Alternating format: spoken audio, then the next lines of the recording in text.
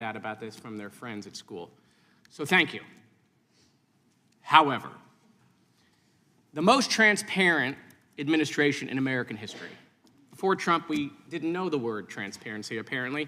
It's been 12 months since you gave Republican influencers part one of the Epstein files. You said the list was on your desk. Then a memo came out and said that there was no list. Phase 2 of the binders never happened. The President of the United States says the Epstein thing is a hoax. He blasts his own base for wanting the release of the files. He blamed Barack Obama. Republicans voted against the release of the files in the Rules Committee. Then they refused to even return to the Rules Committee until they could be protected from future votes on the release. Speaker Johnson sends Congress home a day early before break. They sent the Deputy Attorney General to meet with Maxwell. She says something favorable about the president. Miraculously, she gets transferred to a minimum security facility. No one can explain why. Miraculously, the leaks to the Wall Street Journal stop. We come back from break. We have the Massey discharge petition. Republicans drop a rule, a non-binding resolution trying to kill the Massey discharge petition. The White House says passing the Massey discharge petition is a hostile act. Trying to stop the necessary 218 signatures, according to Republican members that signed it, the White House brought them into the Situation Room, you know, the place where the president goes for time of war, promising things like appropriations or maybe even to primary them. People in the room say you were there. It didn't work. We get the 218 signatures. We eventually passed the Massey petition. You guys didn't release the files. You were forced by Congress, every member of the House except one, and the entire Senate. The reason the president signed it is because it was a veto-proof majority. We can't agree on anything, and yet the entire House but one member and the whole Senate forced the administration to release the files. Kash Patel under oath said to Senator Kennedy, the FBI is not in possession of any credible evidence that Epstein trafficked girls to anyone but himself. We know now that's not true. According to documents, Epstein had a worldwide sex trafficking ring. Girls from Poland, Czechoslovakia, Russia, Paris, modeling agencies sending him girls. He even had a relationship with a summer camp where he groomed girls at a picnic table.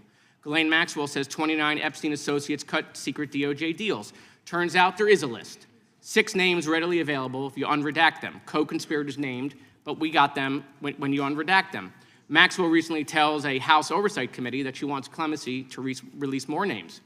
Kash Patel under oath said Trump's name appears less than 100 times in the files. We now know that's not true. Trump's name appears more times in the Epstein files than God's name appears in the book about God. Okay, by the way, this is the Trump Bible. Move over, King James. Trump's name also appears more times in the Epstein file than Harry Potter's name appears in the 7 books about Harry Potter. Lutnick says that in 2008, he went to Epstein's home, says he had a massage table in the living room, that Epstein said he got one every day, that it was the right type of massage. He and his wife decide to leave and say they'll never be in a room with him again. Howard then says, I'm sure the Epstein stuff is all on video. He was the greatest blackmailer of all time. Well, how would Howard know that? But now the files are public, and in 2012, we find out that he and his family are on Epstein Island after Epstein pled guilty to state charges. I'm from Florida. I take my family to Disney World, not to Epstein Island. There are documents in the files that dispute the president's claim that he kicked Epstein out of his club. Allegedly, the president said that he asked Epstein to leave. Supported now, that's disputed, though, statements from the manager of the club. Now, Madam Attorney General, I have like 25 seconds left. So because I'm curious, and I'd like to see, flip to the Rep Moskowitz section of the binder. I'm interested to see what staff provided on the oppo on me, and because we're in the Olympics, I'm going to give it a grade. I just want to see how good it is. So give me your best one. So first of all, nothing is funny about mocking the Bible and holding up a Trump Bible. That's what you did. You made a joke, and I find offense to that. That's all I have to say. I want it from the burn book. Shame. I want it from the burn book. Which is the best one? What you got? Has expired. The gentleman from Wisconsin is recognized.